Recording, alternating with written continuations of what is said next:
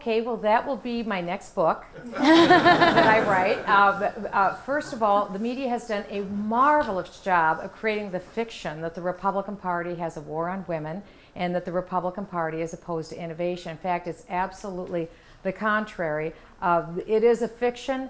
It's primarily because President Obama's party has been very successful with single women, and so the proper narrative politically is to motivate their voter bloc to hate the other guy and to go with their party. And so that's really what you're seeing. You're seeing a PR campaign that Madison Avenue would be proud of, but there is no basis in truth for it. My experience in running for office is something that I can only, it would take a very long time to explain to you, only to say that it really was one of the greatest experiences on earth to be able to do that. I was privileged to be able to participate in 15 different presidential debates.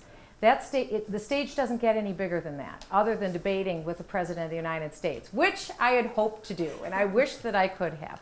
But it was a remarkable opportunity because in that effort, one is able to be a virtual Wikipedia. You have to touch on virtually every subject that there is.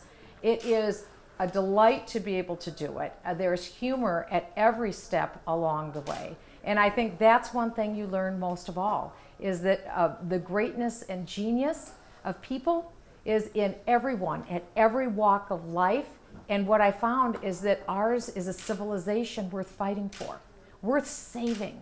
And I probably was more energized than ever after having gone through that experience. I announced in May that I'll no longer be running for my seat in Congress. And I did that quite simply because our system has changed so dramatically. I have a distinction of raising more money for running for Congress than any other member of Congress in 2 terms. Part of that is because a former Oxford speaker, former Speaker of the House, Nancy Pelosi, made me her #1 target nearly every time I ran. So since that happened, I had to raise a lot of money in order to run for my election. That requires a lot of time. We're different than Great Britain. We have very expensive elections. I raised $13 million, somewhere in that neighborhood, to run every 2 years. That in itself is a full-time job. And because of all of the work that I see that our nation needs to accomplish, I want to make sure that instead of beating my head against the wall, I'll be 58 when I retire. So I want to make sure that the time that I have is used well and efficiently, and I want to really work on solutions, innovation, on what the future will be. All of our biological children, all of our foster children, they're grown, gone, launched, and off into the world. And so now this is a chance for me to be able to pour in to the things that I see that are most important. And in my opinion, it's the maintenance of liberty for Western civilization.